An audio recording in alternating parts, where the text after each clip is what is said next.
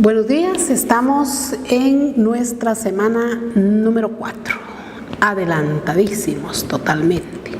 Vamos dándole, vamos camino ya llegando al primer parcial. Qué bueno estar con ustedes nuevamente y qué bueno que ustedes estén del otro lado también.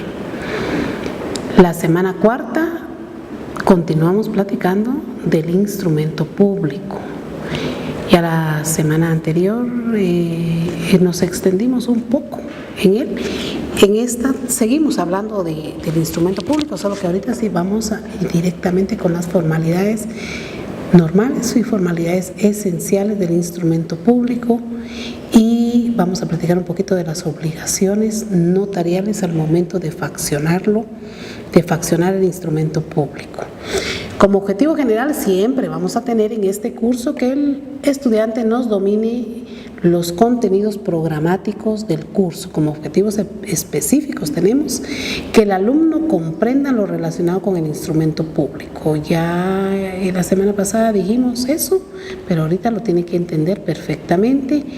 Que el alumno nos entienda, nos comprenda, que yo sé que sí, porque les gusta el curso, cuáles son las formalidades del instrumento público, cuáles son las formalidades esenciales del instrumento público, y que nos aprenda a distinguir cuáles son las obligaciones previas, obligaciones instantáneas y obligaciones posteriores al momento de faccionar un instrumento público.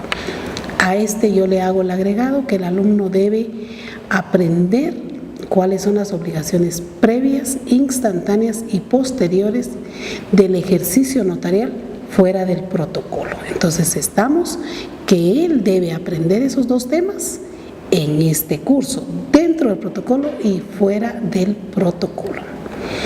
Tenemos entonces que para hacer un instrumento público, el alumno ya profesional del derecho, ya notario, ya graduado, ya después de haber hecho él todo su trámite administrativo ante los entes a los cuales hay que acudir para inscribirse, para registrar su firma y su sello, el alumno se sienta en su despacho y empieza a recibir a sus clientes.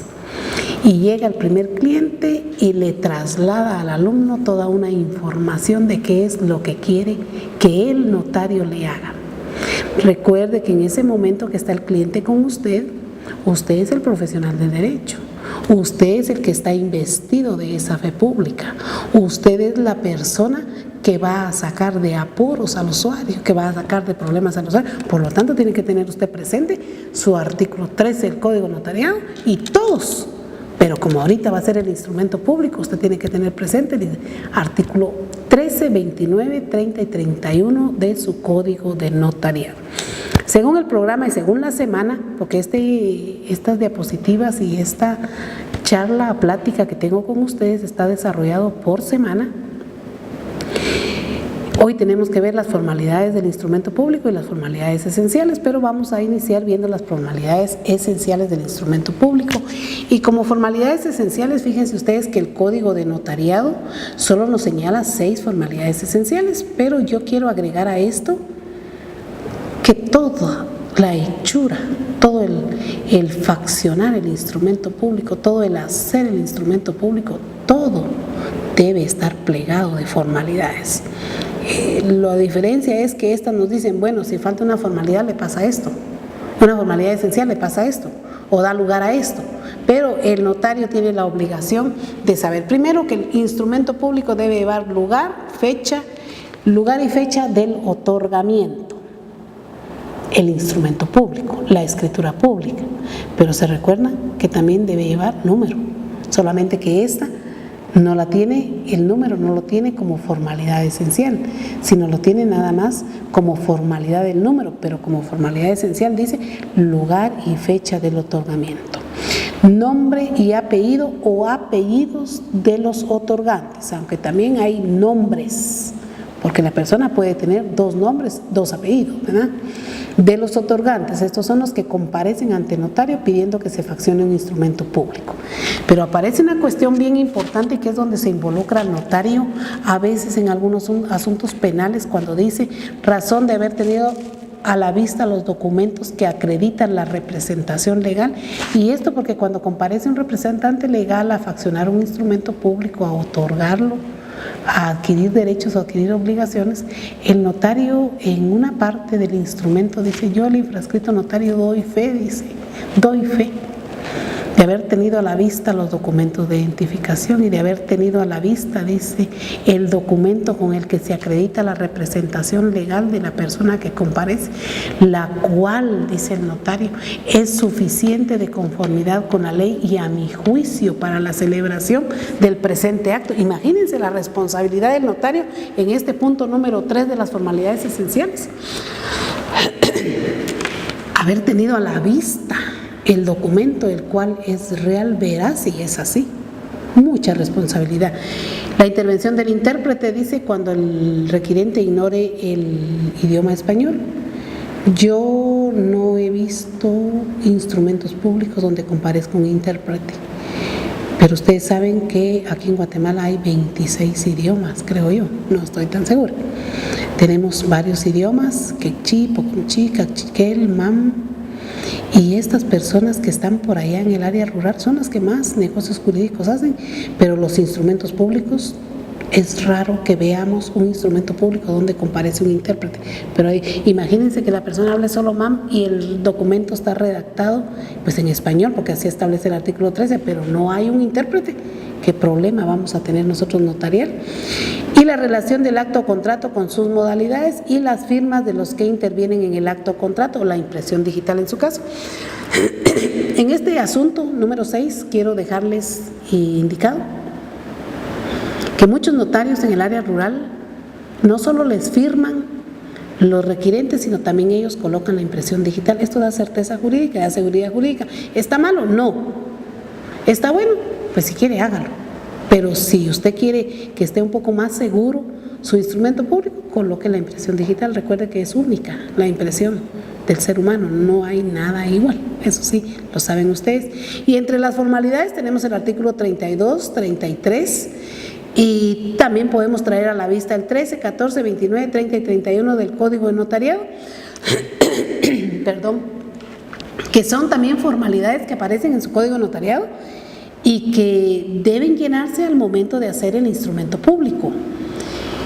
No todo. Ahora, como les decía, uno les da su clase, les dice esto y esto tiene que hacer, pero hay una cosa tan sencilla ahorita para ejercer notariado, y es que ustedes pueden ingresar a la página de los registros. Ya lo dije en clases que se puede ingresar a las páginas de los registros y ahí encuentran ustedes perfectamente las minutas de todo instrumento público para hacer. Entonces, con las minutas y las formalidades que yo acabo de explicar, que aparecen en el artículo 29, 30, 31, 32 y todos los artículos que van a aparecer en sus diapositivas, difícilmente se va a confundir al momento de hacer un instrumento público, porque tiene todos los insumos necesarios para hacerlos.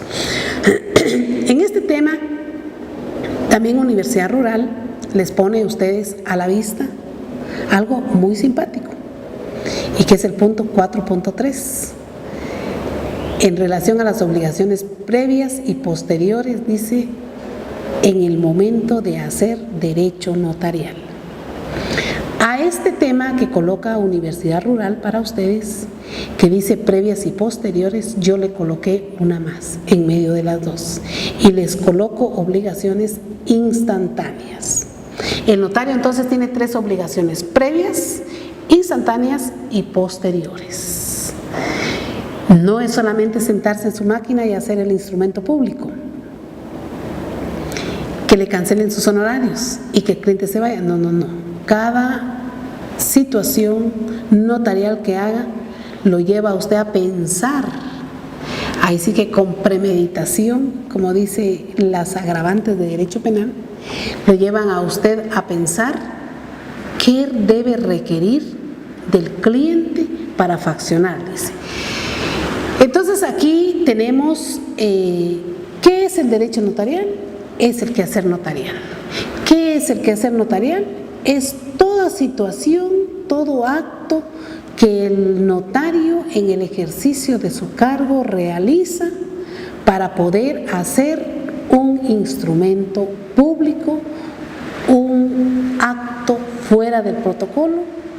Ese es el quehacer notarial. Pero de cada uno de los actos que aparece o cada ejercicio notarial, cada intervención notarial, el notario tiene que tener presente que tiene obligaciones que debe cumplir, porque si no cumple alguna de las obligaciones que señala la ley, que él como conocedor de derecho tiene que saber, el notario tiene que estar seguro que se va a someter o que se va a involucrar a un proceso. En el mejor de los casos, dijimos que sea el Tribunal de Honor del Colegio de Abogados y Notarios de Guatemala quien lo persiga. En el peor de los casos, va a tener intervención del Ministerio Público, en donde la participación del Ministerio Público en el ejercicio notarial ya es un problema en el que se está involucrando el notario por no corroborar sus obligaciones previas, instantáneas y posteriores. Para no alargarme mucho, voy a señalar 2 ejemplos nada más, uno fuera del protocolo y otro dentro del protocolo. Cuando a mí como notario se me requiere el faccionamiento de un contrato de compra-venta de bien inmueble urbano o rústico, yo tengo como obligación previa solicitarle a mi cliente su documento de identificación de comprador y vendedor. Tengo obligación de solicitarle el título de propiedad, que puede ser la escritura pública o una certificación del Registro General de la Propiedad. Como obligación instantánea, yo tengo que tener a los clientes frente a mí para no perder el principio de inmediación y de unidad del acto. Los tengo que tener enfrente. Tengo que faccionar el instrumento público y ellos deben firmar frente a mí, comprador y vendedor. Esa es la obligación instantánea. Previo a la firma, yo debo leerles el instrumento público, porque en la parte final del instrumento público dice: leo lo escrito a los otorgantes, quienes bien enterados de su contenido, objeto, valor y demás efectos legales, lo ratifican, aceptan y firman. Como obligación posterior, tengo yo que enviar los avisos al registro, los avisos al IUCI, la matrícula fiscal, y el testimonio al Registro General de la Propiedad, pero debo cumplir con el artículo 37 del Código Notariado, que es el testimonio especial. Fuera del protocolo, una legalización de firma, como obligación previa, yo tengo que pedirle el documento de identificación instantánea que me firme el instrumento, que me firme la legalización, porque la puedo reconocer, y como obligación posterior entregarle el documento. Pero la otra obligación que tengo es que hacer la razón en mi protocolo. A este tema le agregamos 5 preguntas, que es de la semana 4. La primera pregunta dice: número de orden, lugar, fecha del otorgamiento, nombres y apellidos de los otorgantes forman parte de las formalidades esenciales de los instrumentos. Ustedes me dirán. La segunda pregunta: las palabras por mí, ante mí y ante mí forman parte de los instrumentos. Ustedes me dirán. Pregunta número 3 dice: la omisión de las formalidades esenciales de los instrumentos públicos da acción a la parte interesada para demandar su enmienda. Ustedes me dirán. Pregunta número 4: al omitir formalidades no esenciales de los instrumentos públicos, el notario es sancionado con reponer el o la hoja de papel sellado. Y la última pregunta dice: las obligaciones instantáneas al faccionar un instrumento público son los documentos de identificación personal de los requirentes. Ustedes me dirán. Dice fraccionar, pero la palabra es faccionar. Fracción, no, es faccionar. Con esto terminamos la semana número 4, mis estimados. Muchas gracias por su atención y pasen ustedes muy buen día.